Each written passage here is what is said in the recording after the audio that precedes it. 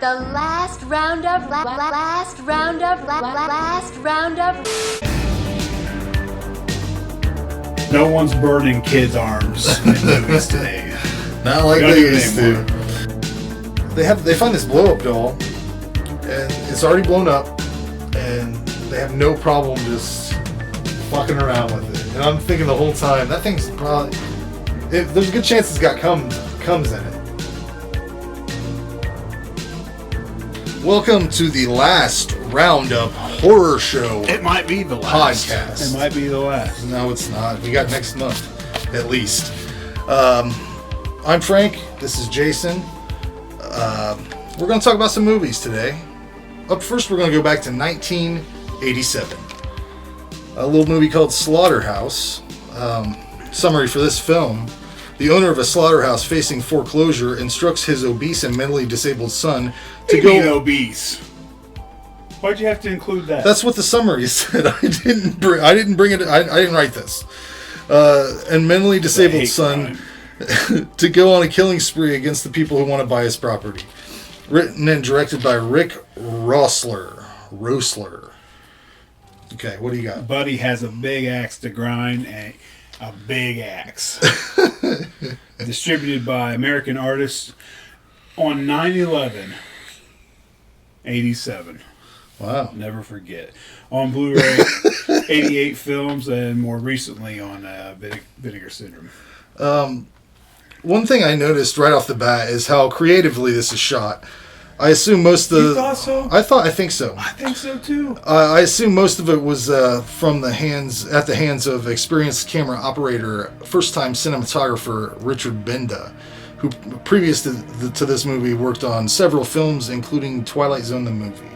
So he's got like a I didn't great, dig that deep into this. Yeah. Unusual music choice to lay over actual slaughterhouse footage at the beginning. It worked perfectly to set a weird tone for this movie. After you see two people get killed like right off the bat. For as low budget as this movie is, if you need visual evidence of their budget, look at the police car. They bought it at a local auction for $500, and it doesn't even look like a police car at all, really. Did you think so? I don't even remember. Yeah. I watched this one early on in the month, I think. So it's been... I think most people that review movies watch it and then immediately give a review. Yeah. I wait 30 days. This was a while back and I watched it too. I want to know more about this actor, Don Barrett.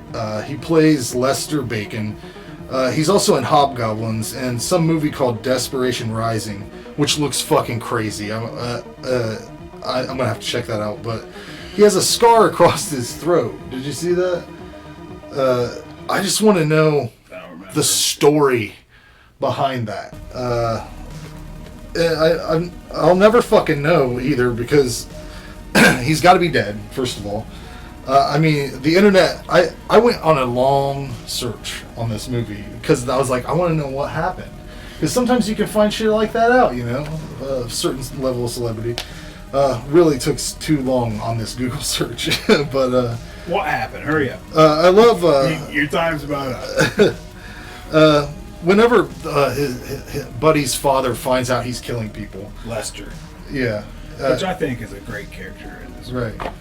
I love his reaction. He's just like, why? Fucking great. Enjoyable 80s synth pop soundtrack by the band Vantage Point. And the original score by Joseph Garrison. One song called Hot Rod Devils by Rockabilly. They even play Mortician at the end of this movie. Did you hear that? They played the song Slaughterhouse. Mortician has a song called Slaughterhouse. Straight up death metal at the end over the credits. Yeah, I don't listen to Mortician. They're making this movie in this movie. These kids are. What a horrible, stupid pile of shit movie they're making. They've got these Halloween masks. It looks terrible. I love the way they use... Maybe one like a cobra or something. Yeah, one's a Some snake. stupid cobra. I love the way they use ADR to make Buddy sound like he's Yeti. Like they make the sounds this dude makes are fucking intense. The one thing I loved about this movie is it just going back to the 80s, seeing some of the cars, the Diet Pepsi can, the scenery of the time period. It's like comfort food for me. And there's a lot of montages. If you like those, there's plenty. Clear it. Clear it. It's clear. Get you some Big K Cola. Yeah. This movie went way past my expectations. I gave it an 8 out of 10 when I was expecting to give it like a 4 or a 5. Pretty good. Yeah. I didn't expect you to like it really at all. People bitch about pacing of this movie and the editing. And they even take shots on how it's shot. That's why I was surprised to hear you say it looks good, because I think it looks good too. Yeah, I don't know. There's something about it. It's, it's a great setting. Like I love the Slaughterhouse, and it has just has a tone to it, almost like Texas Chainsaw. Yeah. I don't know. It's just between that, having that feel, the way it's shot. I really like Buddy, the cleaver. That was a good weapon. He's intimidating. His weapon's intimidating. And Lester, I like his character. He has some good one-liners. Adds a little bit of. I guess there's kind of humor throughout all of it. Like it has some funny lines to it. There's a lot of campiness to it. Very campy. Really some good on-screen kills. There's some off-screen kills, which would have made it even better if he just put all of them on screen. Yeah. Like the music, the soundtrack. I recommend this to anyone who likes 80s slashers. I scored it an 8 as well. That's a certified film. Yep. So I would say check it out, Slaughterhouse. Out of those slashers that I'm going to recommend, this is probably towards the lower end of it, but still great. It's still a great movie. The tone, the feel, the look of it, it's good. It's beautiful. Up next, I want to talk about 1990's Blood Salvage. Summary for this film: twisted tale about a crazy preaching redneck named Jake who kidnaps people off the highway and performs sick medical experiments on them. He then proceeds to sell their organs on the black market to Mr. Stone. Everything is fine until he kidnaps the handicapped April and finds that she is harder to control than the others. Directed by Tucker Johnston, written by Tucker Johnston and Ken Sanders. Tagline: If Jake can't fix it, it's been dead too long. Distributed by Magnum Entertainment, and at least that I know, like I'm sure there's some bootleg stuff. This don't have DVD or Blu-ray release. Yeah, it was. I watched this on. Unless I've overlooked it. I watched this on YouTube. I think. I'm not sure. It's on Prime, so if anybody wants to check it out, it's on there. Cast highlights for this film. You got John Saxon, who you'll know from Nightmare on Elm Street, Black Christmas. Oh, ton of stuff. Ray Walston, who you might remember from Popeye, or Fast Times at Ridgemont High, Popcorn. And Evander Holyfield is in this film. He's as himself. He's actually a producer on this film. No, he's not. He's got a credit. I can't assume that this car with the spikes on the front, because there's this dude rams this car into people and wrecks them. It has huge spikes on the front. That cannot be street legal, but the police officer that stops him from messing with someone's RV or something doesn't seem to fucking care about it at all. But that's definitely a problem. Don't mess with anyone's RV. The Evander Holyfield, the scene he's in, it's $500. You could win $500 if you last 3 rounds with Evander Holyfield. Would you give that a whirl? Was it 3 rounds? Was it? What was it? I think it was even that. How long was it? Anyway, for $500? Yeah. You'd fuck yeah. There's no way. I would go in the ring, but I'm not sure what that dollar amount is. It's up there. This fucking kid in this movie is one of those goddamn kids that when he get you in fucking trouble. This kid just gets into shit. He gets out. Who does this? He's the cause of everything. He gets into everything. He's in there and fucking getting in their buildings. He's the cause for everything. Everything that comes to him. That being said, the parents don't give a fuck. John Saxon is his dad. Doesn't give a fuck. They're sitting in the RV. This kid is running amok. They just let him go. I thought this was a pretty original concept. I don't think they're directly ripping anything off necessarily. Have you seen this before? Yeah. Like a body farm with a religious kind of dude? I'm not saying there's not anything original about it, but there's more that's not. Yeah. Oh, well, what did you think? What did it remind you of? Well, I think. Well, again, this movie, except for this movie, has a goofier side of it, but it has like a goofy Texas Chainsaw. Yeah, definitely. Mixed with Hills Have Eyes. Okay. Mixed with Tourist Trap. Okay. Like, there's so many nods to different movies in this. At what point is it just a nod or is it a ripoff? Right. But it's also a kind of a spoof. Yeah. It's a horror comedy kind of spoofy. Yeah, there's definitely sense. So I guess if you're doing it that way, you can steal or whatever. You can get from other movies, but yeah, specifically, might be some original. The characters did remind me of other people. There's this guy, this big dude named Roy, he reminds me of Frankie McDonald. Do you know who Frankie McDonald is? He's on YouTube. No. Okay. Well, I'm gonna play a clip of that right here, and then everybody will know. Okay, guys, I'm gonna do a video about the guy eating 50 hot dogs at once. I'm cooking hot dogs on the barbecue now.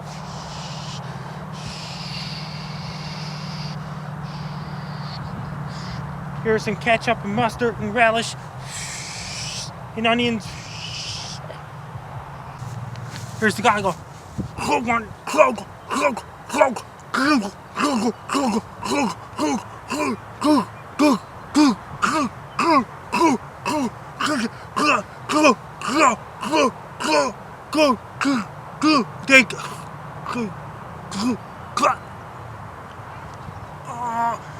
My stomach is upset. But he acts just like him. Hey, I would say he's the kind of character I wouldn't think that he would be a real thing unless I had seen Frankie McDonald. The other guy reminds me of DJ Qualls. Do you know who that is? All right, well, I'll put a picture of him up, I guess. Yeah, put him up there. It's really odd how much focus they put on this handicapped girl, and they kind of just forget about the rest of the family. Like, I'm wondering what happened to the boy, because the last thing you see from him is they take his spinal fluid out, and then you don't ever see him again. And then they completely misuse John Saxon. Where's he at? He should have saved the day. He got his ass captured back again. It was fucking stupid. Did you see that they had Elvis captured at one point at the end? Who? They pan across as either Elvis or an Elvis impersonator. He's got sunglasses on, and he goes. See it. I heard a guy make that noise, but I didn't notice he looked like Elvis. He did like an Elvis groan. Even though there really aren't any effects or gore or big showy kills, I enjoyed this movie for whatever reason. I thought it was a fairly original concept. But I gave it a 6 out of 10. I enjoyed the two brothers, and I thought they misused John Saxon, of course. We got some people commenting up there. What's going on? I don't know. I've never done. We're live. Before. We're doing the live thing. Oh, it just says Gary and Ray's watching. Thanks for watching, guys. We're doing a live video. Are we sideways? That's what I want to know. Anyways, tell us. Tell us. Sideways? Are we Oh, they went away. He scared away. Oh, shit. Click out here before they see what we're watching, or else we gotta stay for the whole thing. You don't have to stay for the whole thing. Jump in, say what's up, leave. All right, guys, I ain't got time for this. You got a review. I'm gonna leave. Blood Salvage. Yeah, so it's very much a comedy. It's campy, it's silly.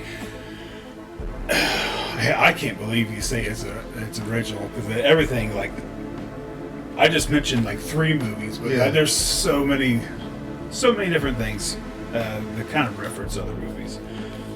Few good kills, few good scenes. It seemed to like get serious at times. Like it seemed all of a sudden it would take itself serious for 5 minutes, and then it would start doing some silly crap again. Unfortunately, on both of those fronts, it kind of messed with me. I kept getting distracted. It could have been my fault, but I don't know. It just didn't hold my attention. Like I was getting easily distracted. Like my mind kept wandering around. It's a little long, but I also kind of like the spoof horror movies, and I don't mind seeing stuff kind of influenced by other movies. So it was middle of the road for me. I gave it a 5. That's about right. Well, let's go into 1979. Go back in time, if you will. Don't Go in the House. Summary for this film: a disturbed young man who was burned as a child by his sadistic mother stalks women with a flamethrower.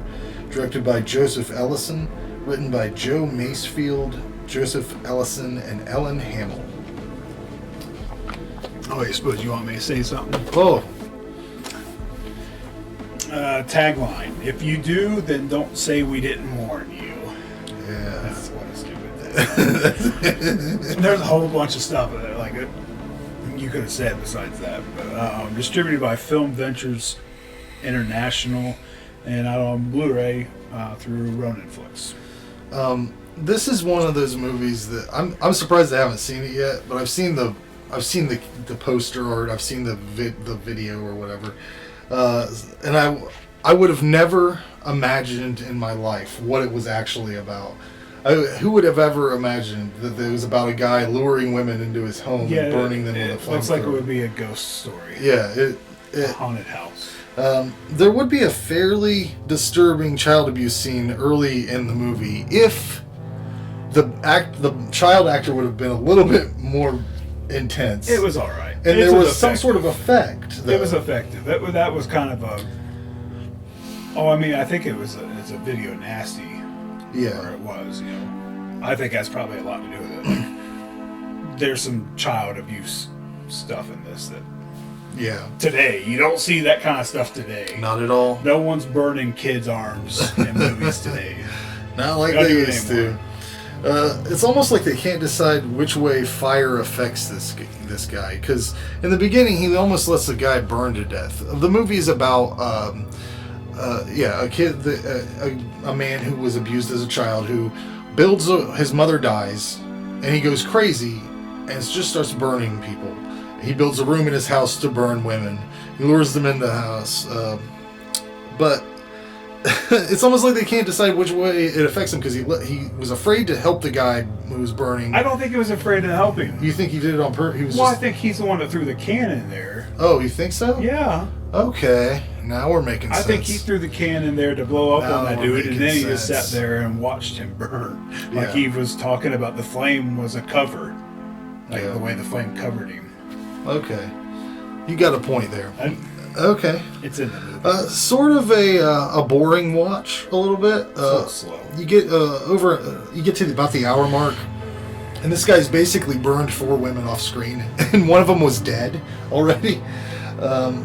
And the clothing is. He goes shopping at one point. Did you notice how fucking ugly literally everything in that store was? He went and got his suit. Yeah. I was like, good lord, you couldn't show me anything in this place. It was something for a disco. Well, let's go to the right department. Yeah. The ending was dumb, I thought. The movie was boring, but proficiently made. They showed little to nothing actually happening on screen, which was disappointing. And what little special effects were included were underwhelmingly bad, I thought. 4 out of 10. I didn't dig it very much. Very sleazy, grimy movie. Yeah.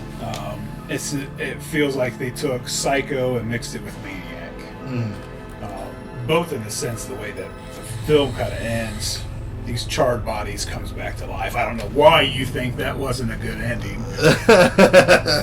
those charred people walking around.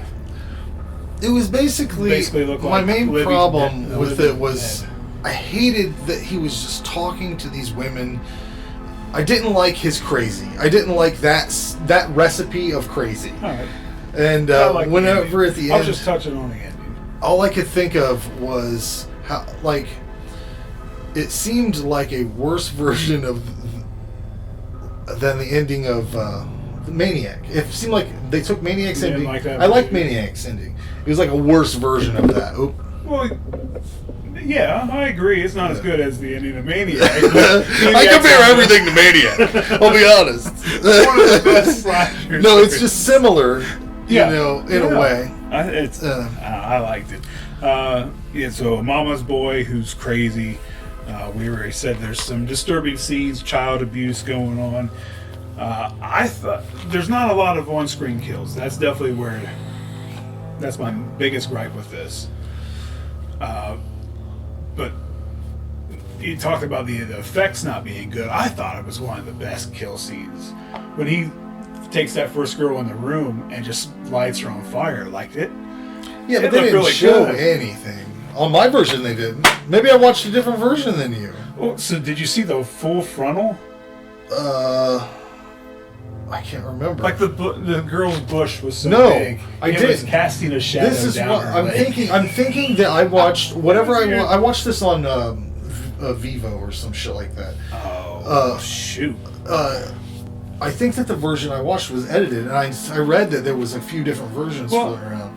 You probably did. That's I really think- unfortunate because there isn't a lot of I think I might on-screen. have got a TV version because I swear to God, he says It was a great kill. he Like, says she's hung up from, she's strapped up to the ceiling, yeah fully nude, yeah and walks in and just blasts her with this like okay. I didn't see any. flamethrower, and then it shows her just burning there. Yeah, I didn't Like see any screaming of and that. burning. Like it's a brutal. I think it was a brutal kill scene. I remember when I was watching this, I looked down to see what it was rated, and it said rated R. Yeah. And I did this early on because there's a scene at the beginning after he gets in trouble by his boss for not helping that guy, and his boss comes in, and I swear to God he said cocksucker or motherfucker, but they switched it to some other thing. I think it's motherfucker. Yeah, but they switched it to some other thing. So okay, so Yeah. you watched something. I watched like a TV version. Yeah, I mean, I didn't think you must have, because I don't think like mine's some special director's guide. In fact, this is a bare bones DVD. Like, there's not even a menu. You stick it in and it Start plays. going. Where's I at though? Oh yeah, so brutal kill. It's a little slow. You need more on-screen kills because he ends up having a circle of charred bodies that he's burnt. Like, I want to see. The first one was that good. Like, I don't even care if you repeat it 4 times. Like, Yeah. that's a good scene. A solid movie. I don't think it's anything you have to see, but I give it a 7. Yeah, I guess, and I was sitting there thinking, like, the only thing that would make it, the thing that was keeping it from being good is on-screen kills, but if they would have had at least one that was good, I don't know. But the ending was, like I said, for me, whatever. Let's go to 1987. I think this thing's even still working. Yeah, it's going. No one's watching it. The page. What the fuck? Whatever. People have lives. They'll check it out later. There's 5 people that's on the on the group page. What happened to James Ray? Is he still Go through the guy? there and Tag everybody? no, just get rid of everyone except for the The people 10 that, people that comment. Those are like 400 members. No, there's not. There's 10 of us. Shadow Everyone members. else is gone. Get them out of here. Let's go into 1987. Slumber Party Massacre 2. Summary for this film: Courtney Bates, the younger sister of Valerie, and her friends go to their condo for a weekend getaway, but Courtney can't get rid of the haunting feeling that a supernatural rockabilly driller killer is coming to murder them all. Written and directed by Deborah Brock. What do you have? Tagline: Thrills, chills, and guitar drills. Distributed by New Concord on October 16, 1987. Out on Blu-ray through Scream Factory in 2017. It's out of print. It is 2 and 3. Anyway, people are starting to want more money than I was willing to pay. I've never seen 2, and I still haven't saw 3. So I really hope that 3 carries on this tone because I liked this movie. I don't think it's the same tone. Cast highlight for this film: Crystal Bernard. You'll remember her from Wings. She played Helen, and she looks good in this movie. They all look good in this movie. Yeah, that's true. Well, one of them was a Playboy playmate. Yeah. She was actually She was in Playboy. I heard someone commented she's the only one in this movie that doesn't show her tits. Yeah, she had a contract. She's the one you want to see. Yeah, she has a. Am I black? Oh God, he's gone. He's gone. I'm back. There he is. Okay. Anyways, yeah, a little trivia here. There's a lot of homages in this movie. You got your police officers Kruger and Voorhees. Courtney's last name is Bates. The neighbors from the original have been renamed the Cravens instead of the Devereaux. One of the main characters is named Sally Burns because of Marilyn Burns, who played Sally on Texas Chainsaw Massacre. Here's another little funny thing. There's one girl that wears cut off jean shorts. She noticed that her shorts kept getting shorter every day when they were shooting. It was because the costumer would pull threads out every night, little by little. And you can notice it if you pay attention. You can notice it. Huh. The intro to this movie is awesome. Then there's this band practice scene. I don't know about you, but it felt like a scene from Saved by the Bell, but not as good as the Zack Attack. So you got that. This group of girls is driving upstate to a condo to practice. They're in a band. They're in a band. They have a guitar cabinet tied to the top of a fucking station wagon. It'll make it. I want that scene. I want to see them. Josh Palmer. Josh Palmer. How are you? Who knows it? On the live. Who knows it? Are we sideways? Am I sideways? Can you see me? Can't see you anymore, Frank. Covering up my notifications. Put some band-aids on him. Essentially, Crystal Bernard's character is hallucinating through this whole fucking movie.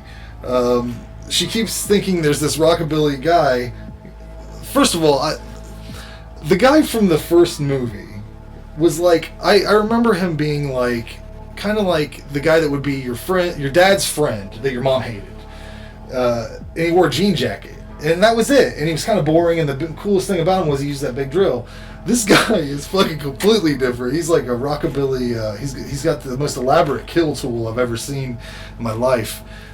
Giant guitar with a drill on it. I think it's a multi-neck guitar or something. It's big, it's huge, right? No, the body's huge. It's it's fucking ridiculous. It's not practical. Yeah, but there's Be too heavy to wear. Just like just like the first movie, there's like they have this ridiculous sleepover party where they make the biggest stupid fucking dumb mess in this girl. I would go nuts if. Can you imagine your kids just fuck your whole house up? They tear pillows apart, and they got pillows in the jelly, feathers in the jelly. That bothered Pillows me. in the jelly. Pillows in the jelly, pillows. Yeah, but the dance sequence where they wreck the place is fucking crazy. Yeah, like I said, the killer from the first movie isn't nearly this cool. They find this blow up doll, and it's already blown up.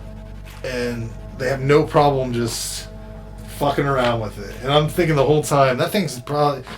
there's a good chance it's got comes in it, you know? It's probably got a few comes. It's probably... That girl's brother was probably coming in that thing. Oh, man. Whenever... There's a scene where Crystal Bernard hallucinates that there's a hand in her hamburger. Her handburger. That made me laugh because they edited it and it looked like the guy was playing pranks on her, this rockabilly dude. I was laughing my ass off through this whole thing, especially at there's a character named TJ. He could improve almost any movie, I think. Just this delivery. I don't know if he's in Slaughterhouse. So I think he's one of the kids that gets killed at the beginning, but he's in Pumpkinhead too. His name is Joel Hoffman, so check him out on the IMDb. I thought this movie was fun. I loved how they took this really pedestrian killer from the first movie and turned him into like a rockabilly guy that has Freddy Krueger powers. Evidently, he just appears eventually out of her dreams. I could have done without the big musical number that they had, but it kind of gave it a Tim Burton feel. I gave this a 9 out of 10. I liked it a lot. Oh. Yeah. Oh. Yeah, so 80s comedy musical slasher. I never heard good things about this, so I always stopped at the first one. I figured if the second one's that bad, you know the third one's not going to be any better, so I always stopped at one. It's fun, it's entertaining, it's silly, it's crazy, and it works on many different levels. It does have a strong nightmare feel to it, like him being in the dreams and some of the colors coming out of the dreams. Yeah. The Officer Krueger, the acting is what it is. It fits the tone of the movie. But yeah, good music, good color lighting. There's fog. The kills are good in it. There's not really much gore, but there's another disgusting pus scene. Yeah. I hate pus. And I don't even like to say it. Cool weapon. I like the guitar drill. One complaint is it's slow. It starts to pick up at the 50-minute mark, but it's not a deal breaker because so many other things are working on this. Like I said, there's different many levels to this movie. I gave it an 8. Hey, that's certified. I recommend both the first and the second. So see what the third has to go. I mean, it might have something special here, and I don't even know. I'll tell you why I think it's so good. There are several moments where I was like, I hate what's happening right now, and it's every time that the girls' band plays. I hate all of that, and I really hate when they intercut the people just banging on the drums and stuff. Yeah. That sucked. Yeah. But everything else makes up for it. So, but that's an episode. So, yeah. Boom. Thanks. We had three people try to join us, I guess. Yeah. We're gonna go live here again in a little bit. I'm gonna stop this. Yeah. I think we're sideways anyway. Sideways. Finish it on you. Yeah. I look like shit. Yeah. Thanks for everything, guys. Yeah, it really means a lot. Seriously, thanks for everything. You guys mean the world to us.